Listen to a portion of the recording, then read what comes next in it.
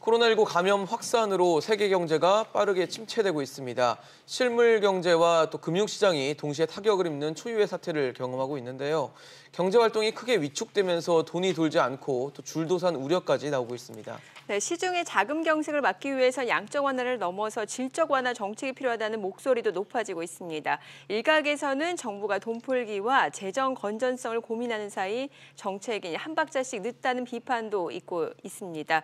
현 시점에서 무엇이 중요한지 고민해봐야 될 것 같습니다. 네, 오늘도 여러분의 다양한 의견 저희 아침 토론으로 보내주시기 바랍니다. 100원의 이용료가 있는 유료 문자 샵 3698번으로 보내주시면 저희가 토론 중간에 소개하고 또 전문가들과 의견 나눠보는 시간도 갖도록 하겠습니다. 네, 오늘 토론 함께해 주실 세 분의 전문가 소개해드리겠습니다. 현대경제연구원 최양호 고문, 세종대 경영학부 김대종 교수, 그리고 상명대학교 경영학부 서지영 교수입니다. 세 분 어서 오세요. 어서 오십시오. 미국 연방준비제도가 지금 채권 또 주택저당 증권을 제한 없이 매입하겠다라고 발표를 했습니다. 그래서 굉장히 파격적인 대책이 나왔다라고 생각을 했는데 그럼에도 뉴욕 증시는 간밤에 또 하락을 했습니다. 지금 절차상의 문제가 좀 있죠. 상원을 지금 통과 못하는 두 차례 지금 부결이 됐으니까. 경기부양책. 네, 2조에서 이제 그거를 바탕으로 4조까지 가야 되는데 상원에서 절차적 투표 상황에서 여기를 통과하니까 지금 절차적 투표를 해서 굉장히 큰 것 같은데 사실 독해예요. 한번 읽어보고 이거 괜찮으면 통과하고 이러는 과정인데요. 예. 공화당 의원들이 코로나에 걸려서 지금 자가격리된 사람이 5분이에요. 상원 의원들. 예, 그러니까 이 숫자가 지금 안 맞습니다. 근데 조금 더 그래도 생각할 수 있는 부분이 있고 민주당에서 지적한 것도 맞습니다. 또 왜냐하면 이 소위 말하는 노동 쪽에 좀 더 강화를 하란 그런 것들을 지금 담아서 시장이 좀 반응을 하고 있는데요. 일단 나오면은 모멘텀 그런 이 반등에 그런 힘을 줄 수 있는 진짜 총망라했다는 그런 표현이 맞을 정도로 지금 다 나와 있기 때문에 빠른 그리고 선제적으로 그런 이 시급성을 따지는 그런 부분들이 분명히 있을 거라고 생각합니다. 네네. 그런데 제가 하나 말씀드리면 지금 현재 미국은 금융 정책은 최선을 다했습니다. 그렇죠. 0%로 금리를 낮추고 무제한으로 돈을 풀겠다고 그러는데 제일 중요한 것은 코로나에 대한 백신, 그다음에 치료제입니다. 방역이겠죠. 미국의 인구는 3억 2천만 명인데요. 여기에 지금 1억 명이 격리되어 있습니다. 그러니까 전부 다 돈을 $1,000씩 주어도 쓸 수 있도록 외출을 해야 되는데 외출도 못하게 돼 있고 다 격리된 상황이고 미국의 인구의 3억 2천만 명 중에서 의료보험이 없는 국민이 10%거든요. 그렇죠. 예. 그다음 노숙자도 한 수백만 명 되고 그래서 미국에서 제일 걱정하는 게 지금 현재 31만 명이 전 세계에서 퍼졌고 15,000명이 사망했습니다. 미국에서는 지금 현재 25,000명, 3만 명 가까이 지금 확진자가 나왔고 그래서 제일 중요한 것은 양적 완화, 재정 정책 아무리 풀어도 코로나에 대한 백신과 치료제를 나왔다 이런 얘기만 나오면 확 이제 성장할 건데요. 네네. 금년 스탠다드 앤 푸어스가 상반기에 미국이 GDP가 마이너스 30%까지 하락한다고 예고했습니다. 이와 같이 또 매달 실업자가 400만 명까지 나올 것이다. 그러니까 이제 코로나19로 인한 영향이 재정 정책과 금융 정책보다는 백신에 대한 방역, 확진자가 감소되는 거 거기에 달려 있다. 저는 그렇게 봅니다. 네. 자, 기업들이 이제 안정적인 자금 조달 창구를 활용하던 그 회사채 시장이 지금 급속도로 위축이 되고 있습니다. 실제로 3월 달 1일부터 20일 사이 회사채 발행 규모가 이제 전년 대비 절반 수준이라고 하는데 이렇게 되면 기업들 입장에서 자금 확보에 굉장히 어려움을 겪을 수밖에 없는 상황인 거잖아요. 예, 그렇습니다. 지금 말씀하신 대로 가장 중요한 문제는 신용 스프레드가 확대되고 있는 거예요. 그러니까 신용 스프레드 그러면 우리가 국고채 금리 대비 보통 이제 AA 마이너스 이제 회사채 금리 차이인데요. 최근에 특히 이제 신용 등급이 낮은 트리플 B 마이너스 이하의 기업들하고 그다음에 국고채 금리하고 스프레드가 상당히 커지고 있어요. 그렇기 때문에 지금 3월 초만 하더라도 한 스프레드가 6.7% 정도 6.7% 포인트 정도 됐는데 지금 한 30bp 이상 올랐거든요. 상당히 그게 확대됐는데다가 더군다나 지금 최근에 투자자들 같은 경우는 그 안전자산 특히 현금 많이 확보하기 위해서 이제 저신용 채권 같은 걸 시장에 내다 팔고 있어요. 그러니까 물량이 많이 나오다 보니까 이제 시장 금리가 올라가는 상황이 더욱 이제 스프레드 확대시키고 있고요. 그다음에 이제 국고채 같은 경우도 그동안에 정부가 이제 적자국채를 올해 한 60조 원 정도 발행하고 있는데 작년 대비 한 2배 이상 증가한 물량이거든요. 그러니까 실제로 이제 물량이 많이 나오다 보니까 국채 금리도 상향 조정되면서 또 거기에 맞춰서 회사채 금리도 올라가다 보니까 더 자금 조달 조달 코스트가 올라가는 거예요. 그래서 지금 특히 이제 그 12월 결산법인 같은 경우는 3월 달에 이제 주총 끝나고 4월부터 자금 조달 계획 세워가지고 이제 자금 조달하는데 뭐 증시가 요즘에 안 좋으니까 자기 자본으로 조달하기 어려운 상황에서 그렇죠. 회사채 발행해야 되는데 상당히 어려운 부분이죠. 그래서 최근에 이제 그런 반증으로 사실 CP 시장이 활성화되고 있습니다. 네, 그 기업보험이 네. 이제 실제로 한 7% 이상 전년 동기 대비 한 7% 이상 이제 증가하고 있고 그러다 보니까 이제 CP 그 금리도 상당히 오르고 있어가지고 오히려 회사채 시장은 침체되고 있는데 CP 시장을 통한 자금 조달은 상당히 활성화되는 상황인 것 같습니다. 예. 그런 상황이 아무래도 기업들은 부담이 될 수밖에 없을 것 같아요. 그렇죠. 아니, 이제 상황도 지금 안 좋은데. 돈맥 경화가 걸린 거죠. 왜냐하면 돈이 이렇게 잘 고고 돌아야 4월 달에 되는데. 이제 만기가 되더라도 차환을 하면 되거든요. 연장을 하거나. 이제 그 부분이 맡기는데 4월 달이 지금 뭐 한 11년 만에 최대 물량이 지금 몰려 있어요. 6조까지 가니까. 6조요? 예, 그러다 보니까 지금 이 발행액 그걸로 하면 1조밖에 안 되는데 네네. 밑에 차환이 안 되면 이게 굉장히 큰 부담이 그렇죠. 되죠. 일단 갚아야 그래서 되니까. 5월 달에 가면 한 4조로 주는데 이게 다시 9월 달에 또 6조로 또 올라갑니다. 그래서 이게 앞으로도 계속되는 부분이 지금 있고요. 그러다 보니까 이제 우리 국내 시장 한 51조 되는데 여기가 근본적으로 조그만 그 축이 하나라도 무너지기 시작하면 이게 지금 걷잡을 수가 굉장히 연약한 상태이기 때문에 걷잡을 수 없이 이게 전이 되는 그런 것을 걱정하는 따라서 이제 정부 지원 없는 회사채 시장에 대한 지금 대책들을 시장에서 많이 이제 기대를 하고 있는 부분이죠. 그래서 미 연준은 회사채까지도 매입하겠다라고 밝힌 거잖아요. 그러게요. 예, CPF를. 우리나라에서 전체 지금 상반기에 채권의 만기가 60조 원입니다. 예. 근데 지금 현재 우리가 회사채를 우량하고 비우량으로 나누는데 비우량 채권이 한 30조 원쯤 되거든요. 거기에다가 이제 무디스라든지 이런 기업 그 평가들이 호황일 때는 기업 평가를 잘해주지만 네네. 불황일 때는 굉장히 박하게 평가를 낮춥니다. 네네. 그럴 수밖에 없는 이유가 지금 항공, 호텔은 전부 다 문을 닫았습니다. 항공도 지금 90% 지금 항공 안 한다 그러고 지금 미국의 보행사는 파산의 위치에 가서 연준에 구제금융을 신청했는 상황이고 네. 그래서 지금 우리나라의 기업들이 전부 다 정말 극도로 어려운 상황에 있고 우리가 이제 97년도 IMF라든지 2008년도에 보면 그 회사채 만기가 오면 상환을 못하면 부도가 나는 겁니다. 그렇죠. 기업이 자금을 조달하는 방법 두 가지가 있는데요. 네네. 직접 금융이 바로 회사채나 주식을 발행하는 겁니다. 간접 금융이 은행에 대출을 받는 거고요. 네. 그럼 은행에서도 대출을 연장해 주거나 회사채 만기에 대해서도 좀 연장을 해줘야 되는데 아주 가혹해요.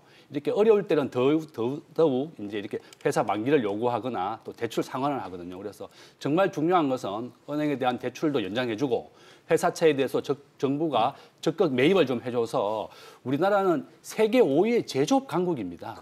그래서 우리나라는 이제 제일 중요한 게 반도체, 조선, 철강, 화학 이런 것이 세계 최고 기업이고 수준이죠. 그래서 이렇게 산업에 대해서 우위를 유지할 수 있게 기업을 살려줘야지 한국 경제가 이 위기를 벗어나면 다시 성장할 수 있는 겁니다. 네. 네. 근데 왜 이렇게 회사채에 많이 지금 눈길을 가냐면요. 예. 과거 금융위기 때는 대개 부채가 은행에서 대출하는 겁니다. 네네. 그러니까 금융권을 딱 통제를 하면 돼요. 뭐 이걸 좀 만기를 연장해 준다든가 뭐 유예를 해 준다든가 여유가 좀 생기죠, 기업들이. 이거는 회사채는 투자자가 회사가, 있잖아요. 개인이에요. 그렇죠. 회사채 쫓아다니기도 사람 파악하기도 힘들거든요.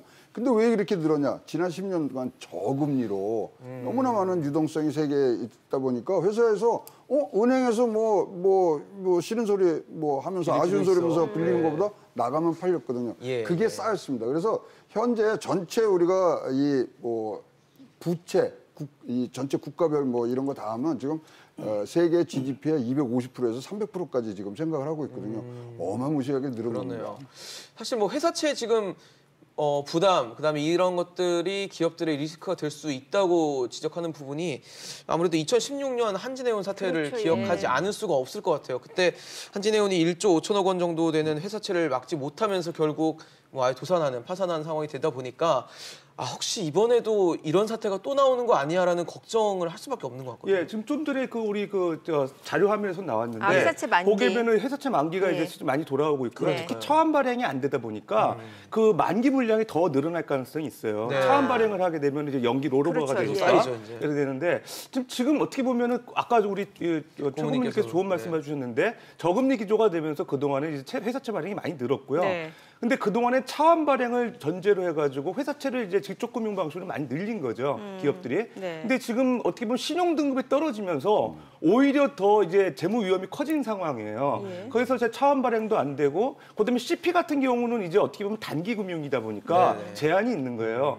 그러니까 결국은 이제 정부가 그 특단의 조치로서 이제 그 채권 안정기금 이제 조성한다고 얘기는 하잖아요.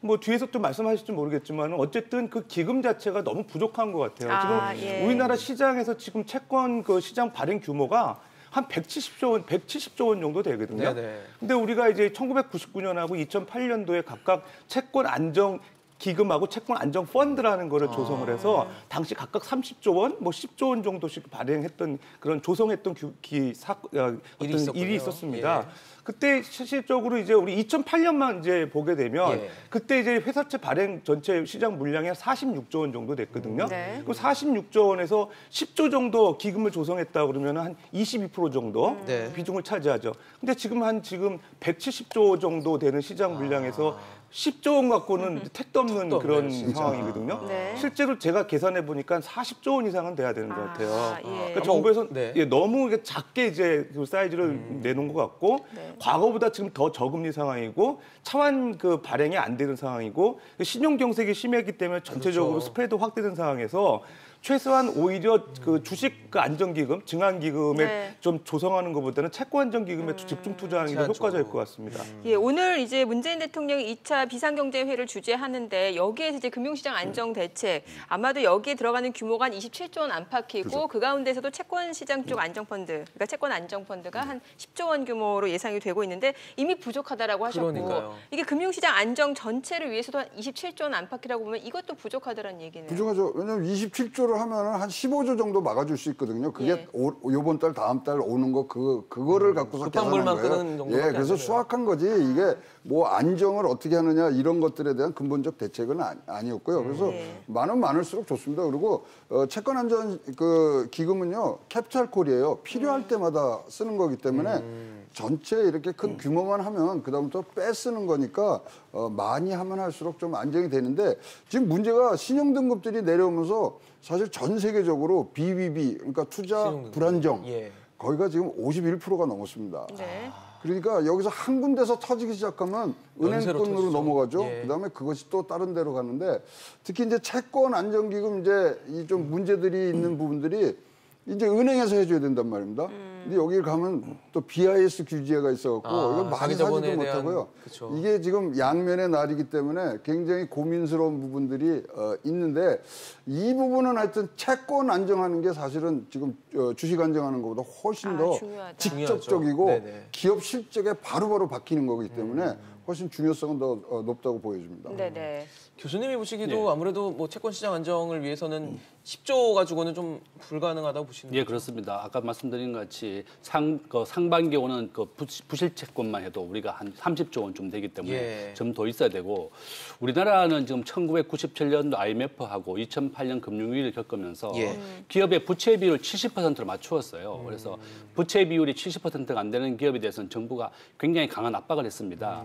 기업 구조 조정을 하면서 70%가 안 되면 굉장히 부실하게 건전성 처리했었고, 높여라. 그래서 이제 또 정부가 강제적으로 부채 비율을 70%를 낮추게 되면서 문제가 있었던 게 한진해운 같은 경우가 굉장히 희생양이었는데요. 네. 한진해운은 많은 배를 가지고 있었는데 배와 항공기는 보통 30년 장기로 빌리거든요. 그래서 항공사나 해운사는 당연히 부채 비율을 높일 수밖에 없는데 그렇죠. 정부가 인위적으로 야 부채 비율을 낮춰야 된다 이러니까 이런 배를 팔았던 겁니다. 외국 선사에다가. 그런데 갑자기 또 그 물동량이 늘어나게 되니까 비싼 가격을 주고 배를 빌리게 되는 거예요. 그러면 계속 다시 물동량이 줄어들게 되면 자기 배에 대한 운용을 줄여야 되는데 고정되어 있는 배에 대한 용선료를 내야 되기 때문에 한진해운이 무너지게 됐거든요. 네. 그래서 정부가 부채 비율을 70% 낮추어서 기업의 알짜 기업을 유지하는 건 정말 좋은데 항공사라든지 해운사라든지 장기적으로 이제 리스를 해서 기업을 운영하는 데는 좀 감안을 해야 된다. 그래서 굉장히 어려운 상황이고 정부가 지금 현재 위기를 잘 극복할 수 있도록 진짜 우리나라는 제조업 강국이거든요. 그래서 네네. 정말 우량한 기업들이 살아날 수 있도록 적극적인 지원 저는 충분한 그 채권 확보를 해줘야 된다. 이게 금리나 문제가 나오면서 그다음에 채권 시장, 주식 시장으로 이렇게 계속 여파가 가거든요. 네네. 그래서 그렇게 정부의 적극적인 지원이 필요하다. 예, 그렇게 참 봅니다. 이럴 때 보면 아쉬운 게 미국은 상황 인식이 좀 빠른 것 같다는 생각이 드는 게 뭐 국채, MBS 여기에다가 CP, 회사채까지 이게 사실은 2008년 금융위기 때도 이 정도는 아니었단 말이죠. 그런데 무제한으로 다 매입을 하겠다라고 했는데 글쎄 우리 정부는 아직은 그 정도까지는 아닌 것 같고. 카드를 네. 어딘가 좀 챙겨놓고 그냥 조금씩 꺼내는 느낌인 근데 것 뭐 같아요. 미국도 지금 뭐 최대한 다 나온 거죠. 다 나온 지금 거예요. 이제 하나 무제한으로 남았어요. 매입하겠다. 저 예. 그 부실자산 구제 프로그램 그거 딱 하는데 그건 부실자산이 나왔을 때 쓰는 거니까 다 그건 나왔는데 국도의 상황인 거고. 역으로요. 이러다 보니까 미국의 지금 시장 반응은 뭐냐면 미국 경제 이렇게 심각한 거야? 이렇게 다 써야 돼? 이러한 불안 심리도 분명히 있습니다. 그래서 오늘 분명히 이제 경제 비상경제회의에서 나오는데 좀 구체적인 방안들로 나와 주셔야 시장이 안정이 되고 지금 뭐 몇 번 말씀드립니다. 죽음보다 더 공포스러운 게 죽을 수 있다는 그런 그렇죠. 심리감이거든요. 그것만 잠재워 주셔도 굉장히 효과적인 그런 경제 정책이 될 거고요. 이런 안정기금 이런 거 사실 다 다른 나라에서 다 쓸 거고 또 사실은 WTO에 이거 위배되는 상황입니다. 또 실질적으로 개인 회사는 또 못 사고 ETF 사고 복잡한 게 한참 많지만 그래도 심리를 딱 잡아놓으면 그 다음부터는 뭐 우리가 굴러갈 수 있는 그런 힘들을 우리가 얻을 수 있다고 생각을 합니다. 네네. 제가 이제 미국의 채권 시장에 대해서 예. 하나 또 말씀드리고 싶은데 예. 지금 현재 석유 전쟁입니다. 네, 그렇죠. 석유를 제일 많이 생산하는 데는 미국인데요. 네. 미국이 셰일 가스입니다. 그렇죠. 그런데 이제 사우디아라비아를 중심으로 한 오페크하고 러시아가 감산을 해가지고 석유에 대한 가격을 유지하자 이렇게 네. 얘기했는데 네. 만약에 감산을 하게 되면 미국의 셰일 가스의 점유율이 올라간다는 겁니다. 그렇죠. 그래서 러시아는 못하겠다. 난 정산을 하겠다고 하겠다. 했고 오히려 사우디도 정산을 하게 됐습니다. 그러면 미국의 셰일 가스 업체들은 손익분기점이 40달러예요. 예. 근데 지금 셰일 가스 석유 가격이 20달러로 그렇죠. 내려왔거든요. 그러니까요. 그러니까 미국에 있는 이런 셰일 가스 업체가 5개 빼고 다 파산할 지경에 놓여 있습니다. 예. 그래서 정부가 트럼프 대통령이 비축유로 구입해주고 근데 지금 현재 이러한 기업의 파산 위기가 있고 이미 한 수십 개가 벌써 붙어놨습니다. 예, 미국에서는. 미국의 마라톤 기업이라든지 이렇게 워렌 버핏 투자한 기업인데요. 이게 네.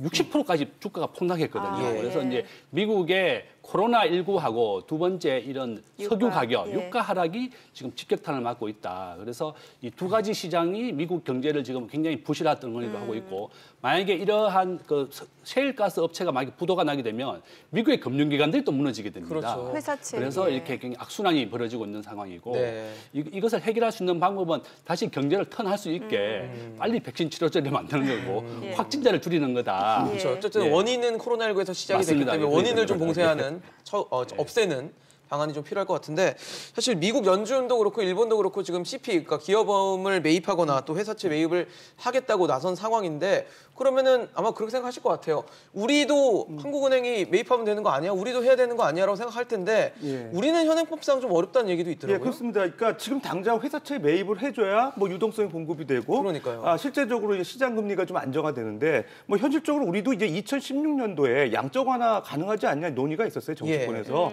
근데 이제 한국은행법에 보게 되면 말씀하신 대로 이제 76조에 보게 되면은 한은이 이제 국채 매입, 채권 매입할 때 네네. 정부가 보증하는 채권 위주로 이제 매입하도록 돼 있거든요. 예. 그러니까 실제로 이제 회사채를 매입해주면서 뭔가 이제 한국은행이 이제 그 대기업을 금융 지원하는 거에 대한 논란이 있었습니다 그동안에. 특히 이제 사실은 중소기업에 대한 금융 지원이 돼야 되는 거죠. 그렇죠. 원래 근데 이제 대체적으로 우량 채권 위주로 매입하다 보면 이제 대기업으로 대기업 가죠. 금융 지원이 될 가능성이 있고요. 그 다음에 또 이제 그 정부가 중앙은행이 이제 그 발권력을 이용해가지고 이제 어떻게 보면 이제 돈을 찍어가지고 채권에 매입하는 게 이제 대외 신인도에서 이제 원화 가치에 대한 신인도 문제가 떨어질 가능성이 있습니다. 그러니까 뭐 미국이 이제 기축통화니까 이제 발행을 하는데 네. 우리나라에서 이제 원화를 막 찍어냈을 때 가치가 결국 떨어지겠죠. 대외에서 보는 어떤 인플레이션 압력 이런 것들이 올라가면서 좀 신인도가 하락할다는 우려가 있을 수 있기 때문에 그런 부작용도 있었고요. 마지막으로 또 하나 이제 한은에서 이제 문제가 되는 게 뭐냐면 국채는 어쨌든 뭐 정부 보증 채권, MBS 이런 거 이제 매입을 했단 말이죠. 예. 했는데 어느 시기에는 이제 만기가 되면 그걸 다시 이제 시장에 되팔아야 되는 상황에서 갑자기 시장에서 이제 물량이 많이 늘어났을 때 시장에 충격이 올 수 있다는 그런 또 부작용도 있는 거예요. 그러니까 사실 그런 문제들 때문에 한은에서 상당히 좀 이제 난색을 표하는 그런 입장이었는데 그럼에도 불구하고 어쨌든 지금 회사채를 매입을 해가지고 시장금리 안정화시키든 국채를 갖다가 좀 적극적으로 매입해가지고 기준금리, 국고채 금리를 안정화시키는 게 가장 중요하거든요. 미국의 지금 국채금리는 한 0.3% 정도 되는데 우리는 한 1%가 넘었어요. 그러니까 상대적으로 이제 국채금리가 올라가게 되면 거기에 이제 리스크 프리미엄이 반영되게 되면 회사채 금리가 더 올라가게 되거든요.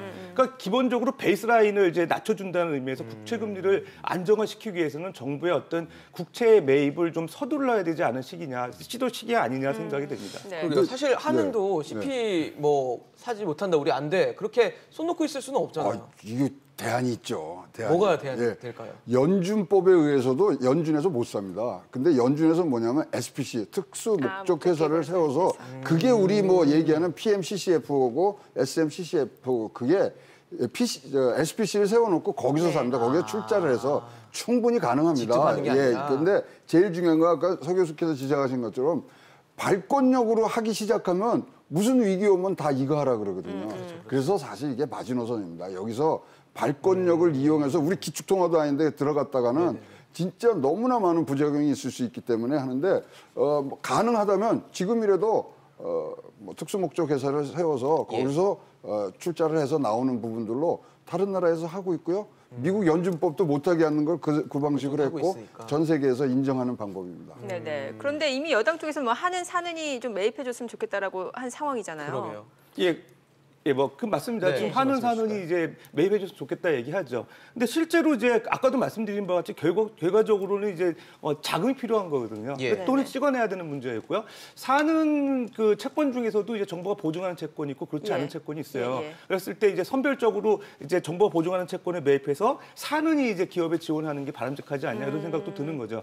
또 하나 지금 제가 한번 생각을 해봤는데 최근에 그 금융중개 그 지원 대출이라 그래가지고 한은이 이제 중소기업에다 저리로 그 금융 지원하는 그런 프로그램이 있습니다. 그게 최근에 이제 보면 그러니까 금리가 0.5에서 0.75% 정도 됐는데 0.25%로 낮췄어요. 지금 상당히 좀 공급할 필요성이 좀 유인이 좀 높아진 상황이에요. 그리고 그 사실 한은의 어떤 금융중개 기능 말고도 하나 그 사실 우리가 지원해야 될 게 신용등급이 낮은 중소기업들에 대한 금융 지원이 필요하거든요. 근데 지금 우리나라에 그 중소기업 의무대출 제도라고 있습니다. 거기에 보면 원화대출액의 한 45% 정도 이상을 이제 시중은행 같은 경우는 의무적으로 지원하도록 돼 있어요. 지방은행 같은 경우는 60% 이상, 중소기업 IBK 기업은행 같은 경우 70% 이상 이렇게 돼 있는데 그 제도가 사실 유명무실해졌거든요. 왜냐하면은 이제 저금리가 기조가 이제 오랫동안 지속되면서 오히려 그 시중은행들이 이제 중소기업에 대한 자금 지원하게 되면 저리에 그 자금 인센티브를 한은행부터 받는 그런 사례가 있었는데 최근에 뭐 저금리 기조가 유지되는데 자금 조달하는데 그 은행들이 이렇게 어렵지 않거든요. 그래서 이제 제가 해외 사례를 많이 찾아봤는데 그 EU에서 2014년도에 중소기업 지원 팩터라는 제도가 도입이 됐습니다. 이게 뭐냐면은 은행들이 보통 이제 그 위험 차주에 대해서 대출을 하게 되면 그 위험 가중 자산이 증가하면서 BIS 비율이 떨어져요. 그럼 결과적으로 분모가 이제 위험 가중 자산이고 분자가 이제 자기 자본금인데 위험 가중 자산에다가 0.7619라는 가중치를 곱하는 겁니다. 어떤 팩터를 곱해주는 거예요. 그럼 24% 정도의 여유 자본이 생기게 됩니다. 그럼 결과적으로 그만큼의 이제 그 중소기업에 더 대출해 줄 수 있는 여력이 생기는 거예요. 그래서 제가 그 2018년도에 그 EU 쪽에서 그런 논문들이 많이 나왔고 뭐 개인적으로는 제가 2019년도에 그 뭐 학술 논문도 발표해가지고 중소기업 지원 팩터를 활용할 경우에 중소기업 대출이 늘어날 수 있다. 시중은행들을 통해서 그런 연구도 발표했는데 한번 그런 제도도 좀 논의를 해가지고 어쨌든 중요한 게 지금 신용도가 낮은 중소기업들에 대해서 적극적으로 금융 지원하는 게 중요하거든요. 그런 그 어떤 방법도 고려해보는 게 좋지 않나 생각합니다. 야당에서도 재미난 제안을 했어요. 국채가 아니라 국민채를 하자. 지금 시중에 유동자금이 1,400조가 있잖아요. 그러니까 거기다 이자를 2.5에서 3% 주고 은행에서 모아서 그다음에 3년 후에 이제 되갚는 부분을 해서 국민채라는 또 대안을 야당에서 지금 내놓고 있습니다. 그래서 이런 거 다 우리가 좋은 거 예에 따라서 잘 쓰면은 좋은 방법 될 것 같습니다. 네. 네네. 뭐 시청자 여러분들도 저희 지금 토론 보시면서 문자로 많이 의견 주시고 계신데요. 몇 가지 좀 소개를 해드리겠습니다. 네네. 1304님, 정부가 뒷북이 아니라 그만큼 신중한 겁니다. 아니면 말고 시계 치료법으로 지원하길 원하십니까? 라고 의견을 주셨네요. 네, 끝자리 9700님이 대기업은 중소기업 없어도 살 수 있지만 중소기업은 대기업 없으면 못 사는데 중소기업만 지원해서는 안 됩니다라고 올려주셨네요. 네, 또 1304님의 의견에 또 배치되는 문자도 들어와 있습니다. 1717님은 정부가 하는 일이 항상 뒷북이네요. 모르면 전문가에게 물어보세요라고 조언을 좀 구해야 된다라고 지적을 해주셨고요. 네. 8567님이 저금리 저성장 시대 예상 못하고 채권 발행해서 무리한 투자한 기업 책임은 아무도 이야기 안 하시나요? 라고 올려주셨네요. 또 4905님은 신용이 낮아도 저리로 대출받을 수 있어야 살아납니다. 그러니까 아무래도 요즘에 신용 문제가 생기다 보니까 그래도 저리로 좀 대출을 해줘야지 지금 이 살아남는 게 중요하다라는 얘기를 해주신 것 같습니다. 네. 앞서 교수님께서 하신 말씀이 더 있으셨던 것 같아요. 저는 보니까 이제 우리나라의 그 채권에 관련돼서는 전체 시장이 우리 정권 시장보다는 은행이라든지 채권 시장이 10배 정도 큽니다. 정말 더 큰 범위고 이제 주식 시장은 거기에 비하면 한 10분의 1밖에 안 되거든요. 이제 은행이라든지 채권 금융이다. 그래서 채권은 아까 말씀드린 직접 금융입니다. 기업이 직접 채권을 발행해서 조달하는 방식인데 이와 같이 모든 산업이 정지되어 있거든요. 모든 사람이 인간 이동이 제한되어 있고 수요와 공급이 다 멈춰 있기 때문에 기업이 돈을 벌어서 채권을 회수하거나 이자를 낼 여력이 없게 된 거죠. 그래서 이와 같이 이런 경우에는 정부가 적극적으로 지원을 해줘야 된다. 그죠? 이렇게 우량한 기업을 살려놔야지 이런 위기가 벗어나고 난 다음에도 우리 한국 경제가 계속 발전할 수 있다. 그렇게 말씀드리겠습니다. 근데 김 교수의 이면은 저는 이렇게 듣고 싶은데요. 왜냐하면 그럼 한계 기업은 이번에 정리가 돼야 되는 거죠. 왜냐하면 진짜로 우리가 자원이라는 게 한정적인데 그것을 뭐 집중과 선택을 해서 우량 기업을 키우려면 그래서 요번에 이제 정책을 꾸미시는 분이 분명히 구조조정이란 그러면 산업 개편이란 부분들을 큰 그림을 갖고서 이거를 전체를 해야지 무조건 살리자? 그거는 지금 뭐 우리 뭐 시청자께서도 문자를 주신 것처럼 그거 다 살릴 수는 없는 거예요. 그런 내용은 아니겠죠. 아니 그러니까 그런 선별적으로 좋은 기업이 또 새로운 산업 구조를 나타낼 수 있는 것까지 다 생각하는 그러한 대책들이 나와야 된다 생각을 합니다. 맞습니다. 뭐 일각에서도 지금 고문님 말씀해 주신 것처럼 이번 기회를 구조조정을 하고 산업 어떤 체질 개선할 수 있는 기회로 삼아야 된다라는 지적도 분명히 나오고 있는 상황인데 그럼에도 오늘 아마 그 비상경제회의에서는 이 증권시장에 대한 안정, 펀드나 이런 부분도 아마 구성에 대한 논의가 있을 것 같아요. 어느 정도 규모가 될지도 굉장히 중요한 부분인데 사실 이게 민간 금융사들도 포함이 돼서 이제 펀드를 조성하게 될 건데 요즘 증시 오늘은 또 좋은 모습을 보이고 있지만 뭐 지금 한치 앞을 예상할 수 없는 증시 상황이기 때문에 과연 기금이 얼마나 은행권에서 모일 수 있을까? 이 기금을 모였을 때 나중에 이 롤러코스터 증시에서 앞을 알 수 없는 상황에서 과연 얼마나 참여를 할까라도 좀 걱정을 할 것 같거든요. 일단 제가 볼 때 그 증환기금 조성하는 게 규모가 너무 작은 것 같아요. 지금 5천억 얘기하고 계신가요? 근데 지금 2008년에도 이제 그 집권 유관기관들, 금융기관 회사들 말고 유관기관에서 5천억 조성했는데 실제로 그거를 이제 참조하셔가지고 하신 것 같아요. 근데 실제로 좀 효과적이려고 그러면 우리가 1990년도 5월에 처음에 증환기금이 조성이 됐어요.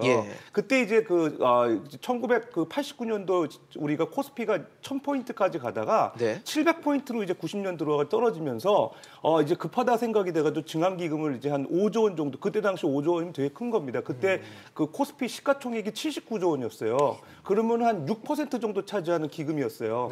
그걸 가지고 이제 그 시중에서 그 기금 조성해서 이제 그 어떤 투자 자금 계속 공급하고 그래가지고 상당 부분 이제 회복이 됐거든요, 증시가.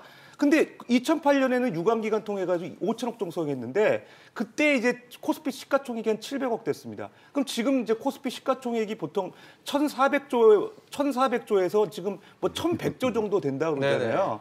그럼 거기서 지금 증강기금 1990년 정도 수준으로 이제 확보하려고 그러면 최소한 제가 볼 때 한 60조 원 이상은 지금 확보가 돼야 되거든요. 지금 현재는 아마 오늘 뭐 나와봐야 네. 알겠지만 10조 원 정도 얘기로 지금 거론이 되고 있는 것 같거든요. 그때 당시에 90년도 외국인 지분이 5% 정도 내외였어요. 근데 지금 뭐 34% 이상 되잖아요. 그렇죠. 그러면은 외국인 지분도 많고 절대적으로 이제 그 증강기금이 시장에서 차지하는 비중이 훨씬 많이 늘어났는데 과연 그러한 금액 가지고 시장을 안정화시킬 수 있는지 상당히 의문이 되고 60조 정도 돼야 된다는 60조. 그다음에 외국인들이 지금 하루에도 지금 결국 뭐 1조 원씩 지금 내다 파는 경향. 맞습니다. 지금 2달 동안 15조를 내다 팔았어요.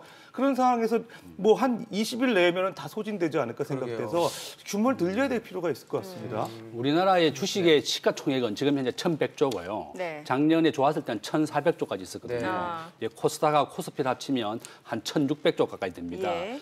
우리나라의 외국인들의 주식 투자 지분은 한 40%였다가 최근에 한 34% 내려왔는데요. 2월 말 기준으로 외국인 투자 가치액이 540조입니다. 지금까지 외국인들이 우리나라에서 주식을 판 것은 2.2%거든요. 12조 원, 13조 원쯤 되는데 네. 겨우 한 3% 정도밖에 안 되는 예외 가지고 우리나라 주가가 이렇게 폭락한 겁니다. 그러게 그러니까 지금 뭐 이제- 외도세도 나가고 있지만 외국인이 지금 거의 한 달 정도 동안 예. 한 14조 원 정도를 14년 지금 됐죠. 판 그러니까 우리나라가 상황이 540조 원이 외국인 투자 지분인데 그중에서 겨우 14조 파는 거 가지고 주가가 이렇게 폭락하고 흔들리는군요. 환율이 1,300원대까지 왔거든요. 제가 이거 오늘 빨간 넥타이 메고 왔습니다. 네. 주가 올라라고. 그래서 이제 오늘 주가가 좀 오르고 있고 저는 어젯밤에도 이제 미국의 주식시장을 좀 보면서 미국에서는 지금 계속 하락을 하고 있어요. 네. 스탠다드 앤 푸어스가 지금 2008년 금융위기 때는 60%까지 폭락했을 거예요. 네. 9.11 테러 때는 어떤 종목은 우량 종목인데 마이너스 80%까지 2001년 폭락했거든요. 때. 9.11 테러 때 그랬죠. 그래서 저는 이제 만약에 미국이 지금 현재 수요와 공급이 다 멈춰 있고 예. 트럼프 대통령은 7월 달까지는 좀 자제를 해라. 그렇게 하고 모든 미국인들이 자택에서 격리를 해라. 지금 1억 명이 아까 제가 격리되어 있다고 그랬지 않습니까? 그죠? 네. 그래서 미국 경제가 살아나지 않고 이런 백신에 대한 확진자가 줄어들지 않는다 그러면 미국 정치 자체가 계속 하락할 것이다. 지금 한 30% 내렸거든요. 네. 그러면 이제 미국에서 백신 치료가 안 나온다 그러면 앞으로 좀 30%가 더 내릴 가능성도 있습니다. 그래서 저는 굉장히 우려하고 있는데 다행히 오늘 우리 주식시장은 제 넥타이 때문에 좀 오른 것 같아요. 지금 뭐 속보 나가고 있는데 지금 코스닥, 코스피 시장 두 시장 다 매수 사이드카가 발동된 상황입니다. 그만큼 뭐 올라가는, 매도 사이드카 네. 발동했다가 매수 사이드카 네. 발동했다가 지금 뭐 시장이 정말 요동치고 있는 상황인데 저런 거 보면요, 사실 증시안정기금 사실 상징성 있지만 효과는 없는 것 같아요. 이게 뭐 시장에 맡겨놔야 되고요. 예. 실효성이 그렇게 없는 것 같고 사실 하루에 거래 대금이 지금 21조입니다. 거기에 뭐 5조, 10조 넣어봐야 이거는 솔직히 말하는 뭐 효과가 좀 증시 없을 것 안정보다는 뭐 관치 냄새가 나는 듯한 거기 때문에 증시는 증시대로 시장이 잘 돌아가게 해주고요.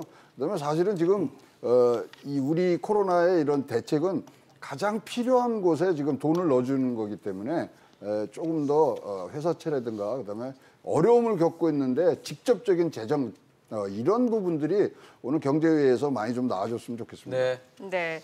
자, 그리고 환율 얘기를 좀 해보도록 할게요. 최근에 이제 한미통화 스와프 이제 600억 달러 규모인데 이 규모에 대해서도 얘기가 참 많은 게 굉장히 그렇게 큰 규모는 아니다라는 얘기도 있는 것 같고 이게 또 일시적으로 이렇게 이루어진 거기 때문에 이 부분에 대한 효과에 대한 실효성 논란이 있는 것 같은데 일단 환율 시장도 그래요. 크게 영향을 받는 느낌은 아닌 것 같거든요. 지금 제일 왜 그런가 하면요. 미국 경제가 어렵기 때문에 외국인들이 계속 펀드 환매를 요구합니다. 미국의 가계가 지금 실업자가 생기고 자기가 어렵기 때문에 펀드를 환매하게 되면 외국인 주식 시장이 우리나라에서 34%이지 않습니까? 네네. 540조 원인데요. 예. 그러면 이 외국인들이 우리나라에 있는 주식을 팔아가지고 본국에 보내야 됩니다. 아. 그러면 과거에는 내가 1,100원 주면 1달러를 바꿔줬는데 네. 지금은 1,300원을 줘야지 1달러를 바꿔주는 거예요. 그러니까 계속 환율이 더 오르기 전에 빨리 주식을 팔아가지고 미국에 보내야 되겠다. 예. 그래서 환율이 계속 오르는 거고 저는 이런 추세가 계속 된다 그러면 2008년도에는 1,500원까지 갔었거든요. 예. 그래서 이렇게 미국에서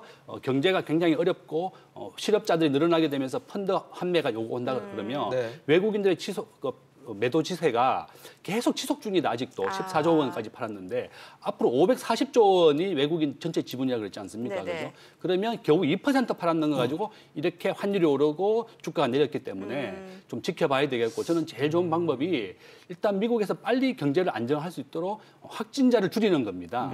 그래야 이제 펀드 환매가 안 들어올 것이고 우리 경제가 안정된다. 네. 우리가 이제 적정 외환 보유고 할 때 외국인 펀드 환매 예측 지수를 외국인 투자 지분의 30%를 감안했거든요. 그게 이제 BIS가 국제 적정 외환 보유고를 할 때 외국인 펀드 환매, 외국인 주식의 3분의 1 정도를 판매할 것이다, 매도할 것이다는 가정하고 계산했기 때문에 한국은행은 보니까 계속 적정 보유고다 우리나라가 그러는데 전혀 외국인 주식 지분에 대한 감안을 하지 않은 것 같아요. IMF의 기준에 맞게 우리가 했다 그러는데 IMF 기준에 맞게 적정 외환 보유고를 했던 아르헨티나가 부도났습니다. 그래서 이제 우리가 충분하게 예상 어떤 변수도 있을지 모르니까 여유 있게 그 적정 보유고를 했어야 되는데 그것이 좀 부족했다. 그래서 뭐 상설 통화수업 해야 되는 거 아니냐 이런 얘기도 지금 있어요. 600억 불 6개월 하잖아요. 600억 불 가지고. 근데 우리나라가 지금 그 8개국하고 단일 통화 수합 체계를 하고 있고 실제적으로 아세안 그 10개국 플러스 3개국 해서 다자간 통화 수합까지 하면은 우리가 동원 가능한 그 이제 달러가 1,932억 불 정도 돼요. 그러니까 우리가 지금 외환 보유고가 4,091억 불이잖아요. 합치면 6천억 불 정도 되는 거죠. 그러니까 6천억 불 정도 되면 뭐 든든해가지고 우리 뭐 그 외환 문제 그 걱정할 필요 없지 않냐 이렇게 얘기하시는 분도 있는데 뭐 지금 우리 김 교수님께서 지금 말씀하신 대로 부족합니다. 왜냐하면 그 실제로 이제 우리가 1990년도 이전까지만 하더라도 주로 그 경상거래 위주의 어떤 외환 보유고를 많이 신경을 썼기 때문에 보통 이제 경상 수입액이 한 3개월치 정도만 지급할 수 있는 여력을 갖고 있으면 외환 위기에 충분히 대응할 수 있다. 그런 게 이제 IMF의 논리였어요. 근데 이제 실제적으로 우리가 이제 1999년도 IMF 외환 위기 이제 졸업했잖아요. 그때 실질적으로 어떤 문제가 나왔냐면은 갑자기 이런 외환 위기가 생겼을 때 유동외채에 문제가 생긴다. 갑자기 이제 실질적으로 해외 대외 채무 의존도가 높은 그런 국가들 같은 경우는 유동외채를 확보해야 된다 그래가지고 아르헨티나 재무장관이 이제 기도티라는 사람이 실제적으로 그 유동외채에 대한 그 보유를 외환 보유고에 반영해야 된다 얘기를 했어요. 그다음에 이제 최근의 논의는 뭐냐면 그 글로벌 자본시장이 켜지면서 지금 좀 전에 말씀하시는 외국인 투자자 포트폴리오에 대한 투자 비중의 한 3분의 1 정도를 외환 보유고에 반영해야 된다. 이런 얘기를 하고 있습니다. 제가 그 세 가지를 한번 좀 종합해서 계산해 보니까 실제로 우리가 이제 처음에 이제 경상 수입 대금 지급액 한 3개월치가 한 1,500억 불 정도 되고요. 그다음에 유동외채가 지금 한 3천억 불 정도 되고, 그다음에 이제 외국인 지금 투자자금 420조에 전체 그 420조를 감안했을 경우에 3,300억 불 정도 돼요. 그러면 그거 다 합치게 되면 그것만 하더라도 7,800억 불이거든요. 그럼 지금 아까 말씀드린 바와 같이 6천억 불 정도가 이제 지금 우리가 가동할 수 있는 외환 보유고를 할 때 미니멈으로 얘기할 때도 1,800억 불, 2천억 불 정도가 더 모자란 상황이에요. 그러니까 실제로 우리가 앞으로 자본시장의 외국인들 규모가 더 커지고 한다 그러면 그게 이제 실질적으로 더 올라갈 가능성이 있는데 뭐 6천억 불 정도 가지고 이게 안정적이다는 저는 동의하지 않고 실제로 이제 더 문제가 뭐냐면 위안화가 지금 이제 7위안 이하로 올라가고 있습니다. 지금 우리나라하고 위안화 동조화되는 현상을 잘 아시잖아요. 그게 왜 그러냐면 위안화를 실제로 보유하고 있는 외국인들이 현물 가격에서 위안화 가치가 떨어지는 걸 대비해 가지고 NDF 여객 시장에서 우리나라 그 원화를 매도를 하고 있습니다. 그러니까 실제적으로 해지 차원에서 우리나라가 동조 현상이 심화되고 있는 거예요. 그러면 지금 뭐 위안화도 그렇고 달러화도 그렇고 굉장히 우리가 갖고 있는 생각 자체가 좀 아니하다는 생각이 그렇죠. 그러니까 지금 제가 볼 때 뭐 600억 불 통화 수합 때문에 조금 안정화됐지만 제가 볼 때 1,300 이거 가지고는 좀 부족하다. 원 이상 올라갈 개연성이 높다는 측면에서 외환시장 안정화 정책에 정부가 좀 집중해야 될 것 같습니다. 국민님은 지금 뭐 어떠세요? 외환 혹시? 아니 뭐 환율 뭐 지금 올라갈 수밖에 없는 거기 때문에 지금 사실은 통화 재정에 굉장히 우리가 심혈을 기울이는데 이거는 우리 김 교수가 얘기하겠지만 바이러스가 죽어야지 이게 효과 나는 부분이고요. 현재 할 수 있는 건 우리 환율 관리가 제일로 중요합니다. 이걸로 사실 바이러스가 종식이 되고 이런 뭐 유동이 잘 될 수 있도록 거기까지 살아남는 동안에 지금 소위 말하는 브릿지론을 정부에서 해줘야 되는 거거든요. 넣는 게 중요한 거군요. 거기까지가 지금 굉장히 오늘 경제 비상회의에서 좋은 대책들이 좀 나오고요. 좀 그리고 기업들 좀 이제 조금 뭐 안 괴롭히도록 기업들이 많이 지금 건의하는 것들 좀 많이 좀 되겠죠. 예, 해줘야 되는데 지금 보세요. 뭐 화학물질관리법 이번 달부터 시행됐거든요. 그다음에 국토교통부의 건설 뭐 현장 그 강화하는 거, 그다음에 산업안전관리법 이런 것들 지금 이번 달부터 시행돼요. 더 목재는 거거든요. 그러니까 규제는 점점 강해지고 있고. 그다음에 또 우리 세금 더 내려요 그러잖아요. 지금 예. 이런 것들을 좀 일관되게 소위 말하는 폴리시 믹스가 잘 됐으면 좋겠습니다. 네. 네. 오늘 문재인 대통령 주재로 비상경제회의가 청와대에서 열릴 예정입니다. 오늘 어떤 내용이 오가고 또 금융시장 안정에 어떤 대책이 나올지 좀 지켜보도록 하고요. 저희는 당분간 코로나19로 인한 경제 여파 또 대책 추가적으로 또 논의하는 시간 마련하도록 하겠습니다. 오늘 세부 말씀 여기까지 듣겠습니다. 고맙습니다. 잘 들었습니다.